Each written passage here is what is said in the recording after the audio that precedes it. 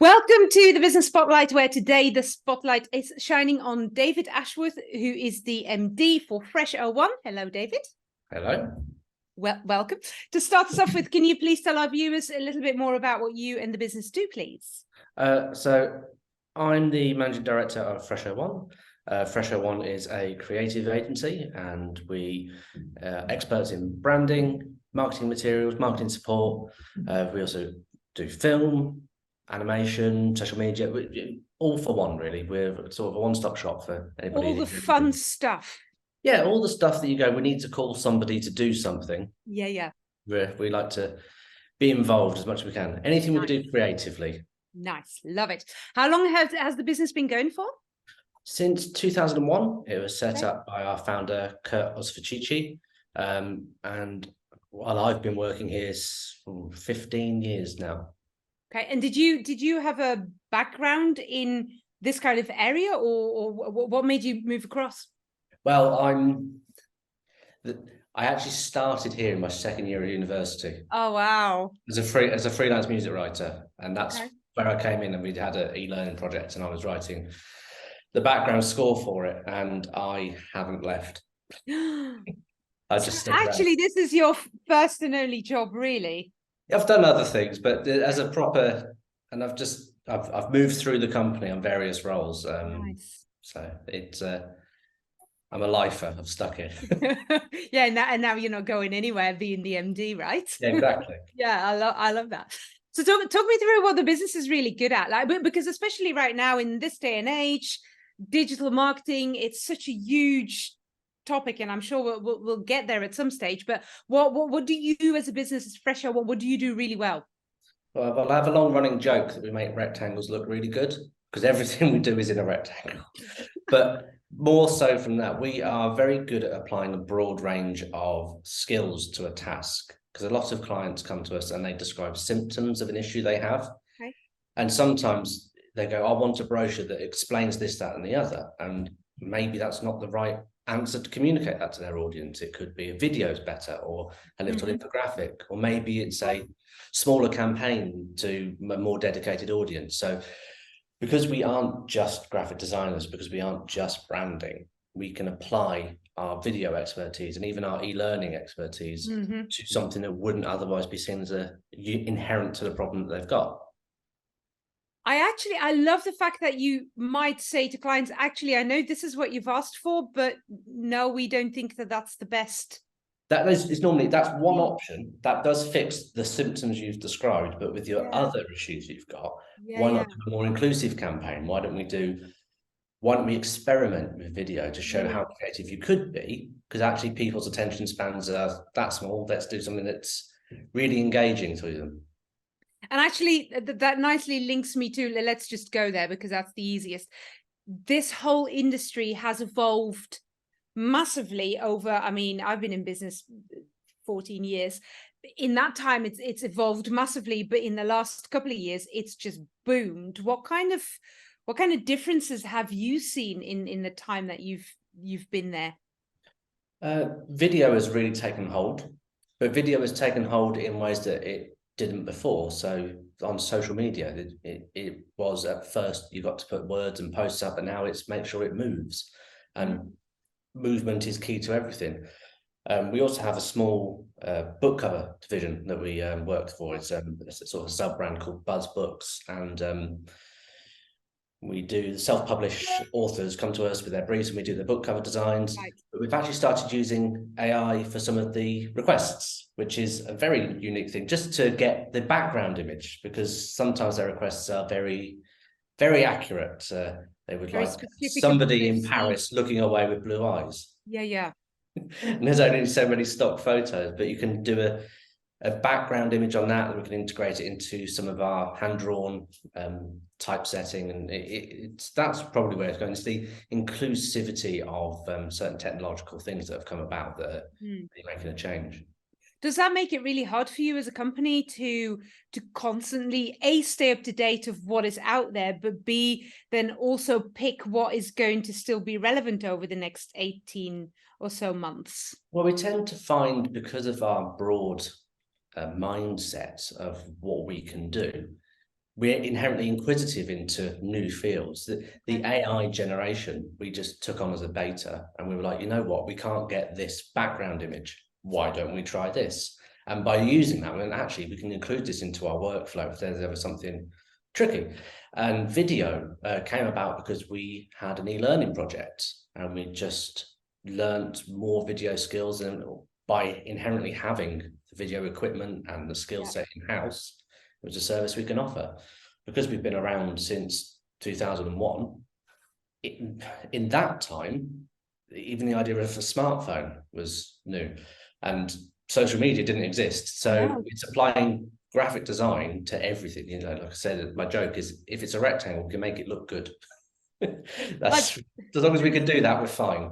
That's such a good catchphrase to remember, but actually that explains indeed really well what you do. I absolutely love that one. What have been some of your biggest wins over the last bunch of years? Don't know if I can name the client names, but we've won a very large e-learning project for a arms manufacturer in the States. That was a very unique win, because that one allowed us to use all of our skills in very creative ways. And we had to, for one particular course, we had to rent out RAF Deptford, and they've got a mock Afghan village over there. As you do. As you do. It was for travel safety, and if you're traveling to a high-risk location. And so that's one of them. The other one is several rebranding projects for some companies, and they've really appreciated the work we've done over the years to make their look and feel to their audience really appeal to them, and that's a really good feeling to have. Yeah. Well, what kind of companies do you normally work with? Who's your ideal client? Don't really have an ideal client. It's one of these ones that over several years we've worked across every industry in some way or another. Professional services tends to be where we land, but we've got a good few telecoms companies in tow, and like I said, there's defence contractors. Yeah. But we're really, anyone who needs something doing, we're happy to do it. You know, I've mentioned before the call some of the charity work we're working with local charities on, and that in itself is rewarding because it feels like we give it back at the same time, and that's always nice. Always nice to do. Yeah, I love that. On the flip side of that, some of the challenges, like what's been tough? Well, COVID was tough for everyone. COVID was unique for me and the founder, as we decided to move office 3 weeks before the world closed down. And we literally moved over the road. We could see the old office from our current windows, and it was me and him moving the furniture manually. So that was a literal challenge. Literally across the street. But in a more business focused challenge, it's just make sure we hire the right staff at the right time, to make sure that with the growing changes in media needs and getting the culture right. And we're quite good at that. We like to make sure that everybody is happy in their workspace. So it's normal business issues, just of making sure that everybody's happy and working hard. Are you still on a working from home kind of hybrid, or is everyone back in the office? We have an office space that everybody can work at, but we found that in a weird inversion of what seems to happen, people want to be in the office. So there's no hard and fast rule of not working from home or anything like that. And if you want to, that's fine. But people want to be here. They like the sense of culture, because they're all creatives. They all feed off each other. They all want to walk past somebody's machine and go, have you tried that in blue? Have you done this? They print it out and they scribble on people's artworks to give opinions. And it's that collaboration that we just inherently want, that we're quite fortunate. We all work, other than one person, normally within walking distance of the office itself. So there's no issue if we do work from home. We're a very technology able company. Zoom calls are inherent, but it's the office buzz is what they want to be here for, really. Yeah, and you're right. Actually, I've seen that with some of my clients, but with some of the other businesses that I know, it's the same thing. Creatives, especially, they love that kind of feedback, collaboration, asking questions. Have a look at this, and I would probably say out of all of my clients, they're the ones that the quickest were back in the office. With everyone. Yeah, we were quite it's probably a wrong word, but nimble to be in COVID. We had the right setup anyway to work remote because, Yeah, it's a digital landscape that we work in. of course. It's just, once there was an office, either if it was to save heating at their own home or they wanted to talk to each other, there was a space that they could do it. Yeah, nice. I love that. What about you? Especially because you've kind of come through the ranks and you are now as the MD of the business. What have been some of your personal learnings? Oh, personal learnings. Well, when I started, I was very blinkered in what you had to do outside of the role you had to do. So when I started seeing that actually you could do more outside of your role, that's where I started learning more about managing people. Maybe sometimes the answer no is the best answer, telling your client that actually this is not correct, this is a better way of approaching it. Yeah. Asking why is another big point that I didn't really see when I first started, because if you don't ask why somebody has had this problem or somebody feels like they need to do this aspect, they don't really think about the implications of it. Sometimes working backwards from a problem, the end point, they actually go, oh, I see, rather than jumping into the middle. Is running a team in a business like this, was that always something that you aspired to, or did you, when David was young, David, you're still young now, but you know what I mean, really young David. I'm rubbish at taking orders from people, and so yes, I naturally want to put my opinion across. So I think in some way or another, I would have probably wormed my way through to a point of managing people, because that's just how I seem to be. Yeah. it was inevitable. Yeah, and it's through I'm very inquisitive in wanting to learn what's going on. I want to understand how things work. I want to understand how things work. I want to apply my skills to make them work better, and I like to just look after them. And I think what's happened in the time I've been here is I just took over a new role, and it built up from there, really. It developed from there. Yeah. As a managing director, what still keeps you awake at night? What are some of the worries that you take home? Try not to, because I've got a young family that I want to make sure that there's a work-life balance, which does work both ways. It's not inherently bad to check your phone in the morning to make sure there's no work fires that you need to put out. It's also not bad to turn your phone off if you need to do the school run to make sure your children are happy. Nice. So I try not to get anything to keep me up at night about the job, because you need to have that break. Is that something that then gets put through the whole of the company? Is that is that a cultural thing? Yeah, no, there's a work-life balance. If you've got to do something for personal reasons, you need to do something for personal reasons. If you can't focus correctly, if you've got issues at home, your issues at home are your issues at work. Your issues at work are your issues at home. And rather than it all being one way, give and take, and it's just making working not a chore. Everybody's got to do a job. Everybody's got to earn a living, and if you don't find that burdensome, then you're more likely to keep your staff happy. They're more likely to stay with you. They're more likely to innovate and be more creative in what they want to do. And especially, I guess, in this day and age where mental well-being is such an important topic of conversation. Is that something as a business that you've made changes to, or how do you deal with that? Well, we're quite fortunate that the kind of work we do and the kind of employees we have want to do the job. They want to be creative. They like the struggle of being creative. They like that environment. So there's no burnout situation, because we only make sure that they do what needs to be done. I hate the idea of overtime. It's a personal bugbear. I think if you burn too many hours outside of your work hours, how do you recharge for the next day? If you make somebody use all their creativity, then they don't have it. So I want to make sure everybody has enough life experiences outside of work so they can bring more creativity back to work. Yeah, I absolutely love that. That's a great one. Next couple of years, Where do you see your industry going? I mean, we've touched AI, you touched upon it already, that whole creative design technological world is so rapidly changing. So what are you anticipating to happen in the next few years?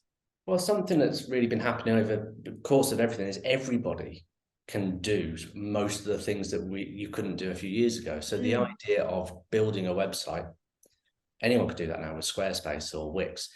They couldn't do that before. Yeah. Even doing designing brochures, it used to be there was three people who could do it in Word, but now everybody's got access to Canva or online services. Yeah. What we've found is a lot of people aren't at the startup stage, they're at the middle stage where they've already done that, and we have to come in at that point. I imagine that's going to get even more pronounced. People are going to need help with half jobs that they've started. Almost DIY fixers is what we're probably going to end up coming in as. I remember, and this is way before your time, I have no doubt. When I started the business, there was this you could go networking, for example, you know, and handing out business cards, and then you'd have Vistaprint. I think at that stage, I'm sure other websites are available. Always put in the disclaimer.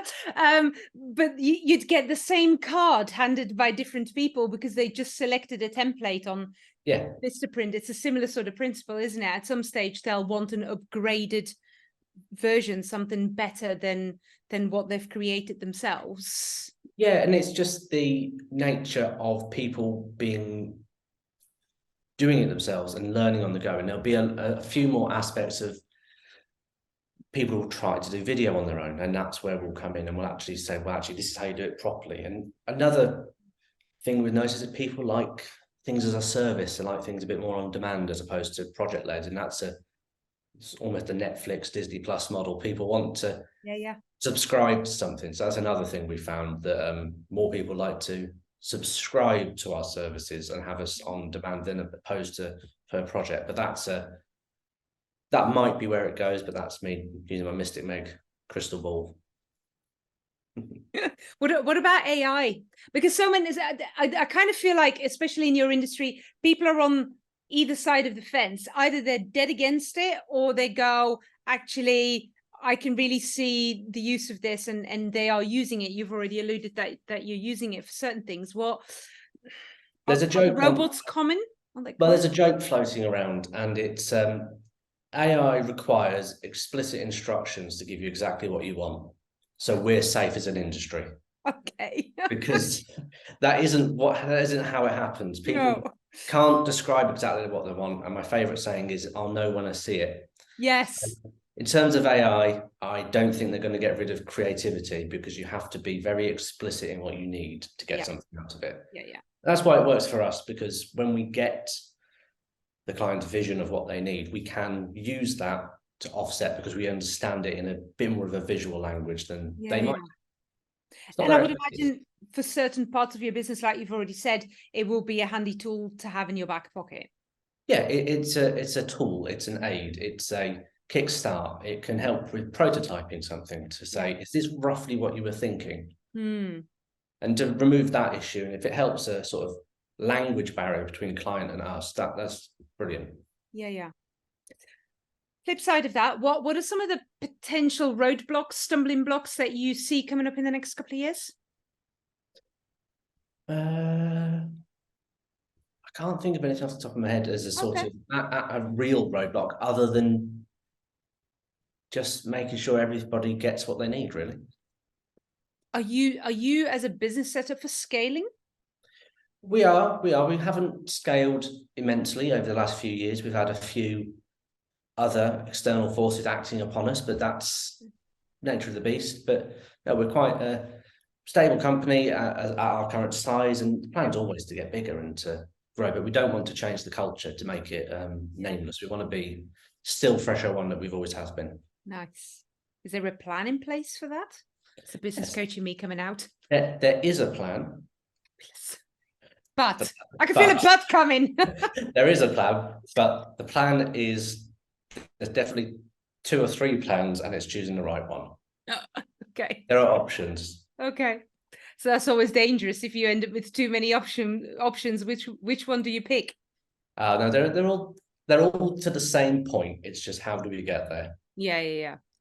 And then how do you make that decision? Yeah, then and that's, you know, it's all right. It's fine. Okay. Talk me through someone that's been an inspiration to you.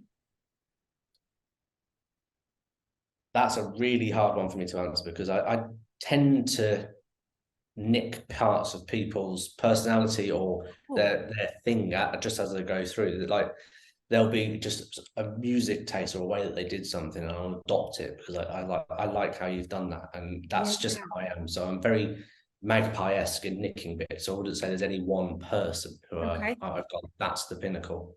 So what have been some of those pinnacle things that you've really adopted, that you've picked and run with? You're actually not the first person to say this, which is quite interesting. I can't think.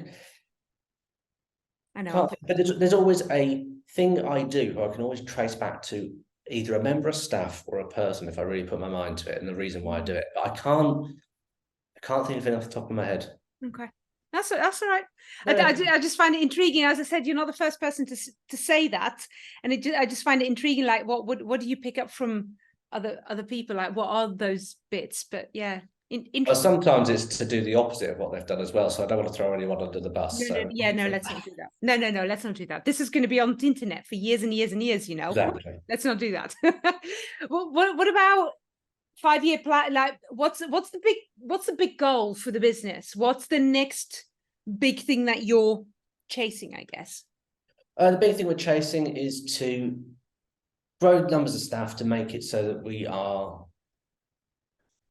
more than one unit of creative, to make sure we have sort of cells of creative and we can be sort of work on more projects in one go.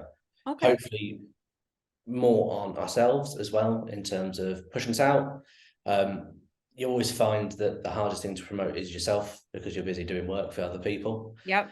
But we'd like to get that to be a definite priority in terms of how it's handled. But it's just to grow to the building we've got, and that's what we want to do. Okay. What about you? What's still on your bucket list? My bucket list. I think I want to go back to St. Lucia where I had my honeymoon. That's very nice. It's a plan for me and my wife. We've want to go back there. Is it then taking the kids, or is that actually a holiday without the kids? It depends. Well, I've got. Shall we leave that in the middle just in case the kids watch this in like years? Oh no, they're fine. I've got a 5-year-old daughter who's just started school, and I've got a boy and girl twins who are just turned 1. So wow! Very busy at the minute in terms of those. Yeah. Right now, yes, a holiday away for them sounds lovely, but maybe when we get to that bucket list, a holiday with them might be nicer. Yeah. Or one of each. Maybe.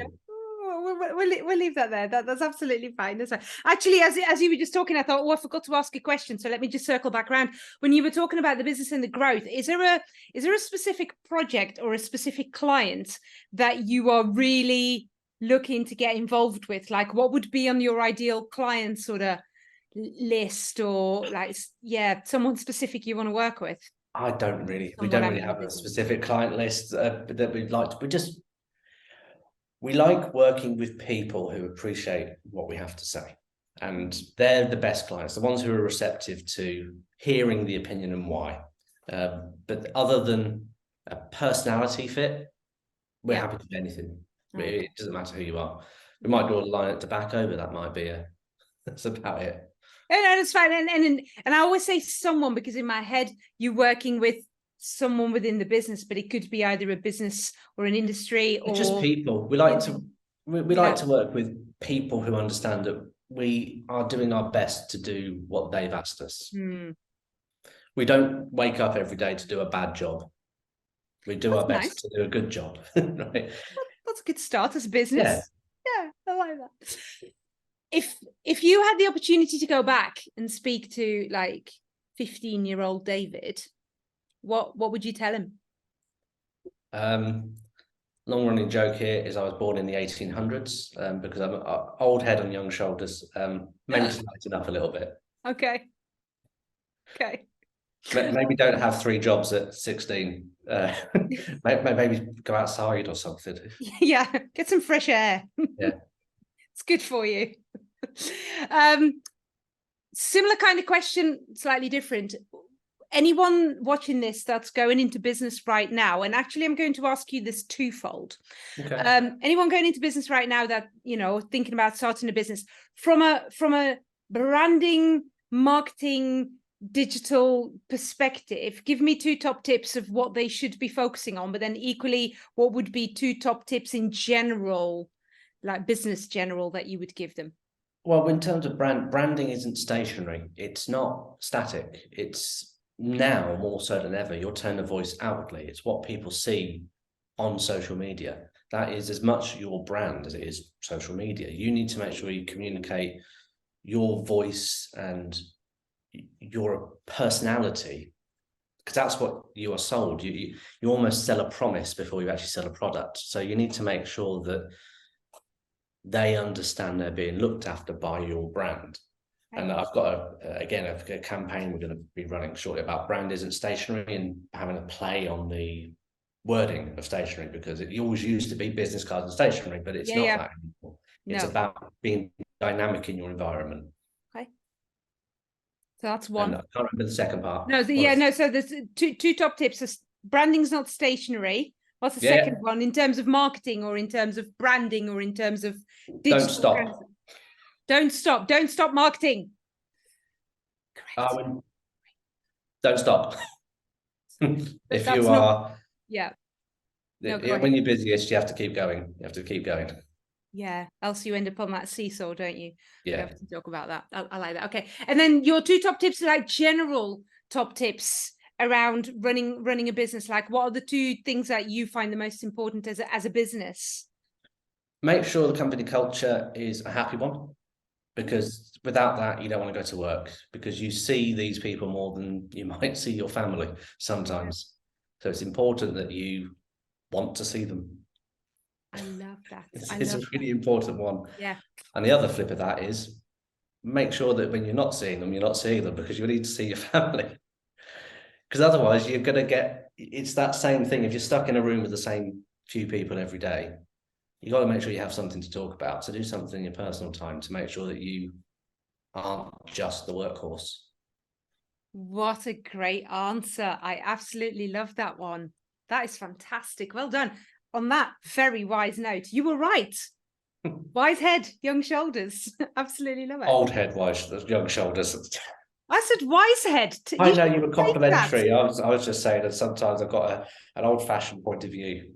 There's nothing wrong with that, right? In a world of constant change, some old classics are always come in handy, or always good sort of pinpoints.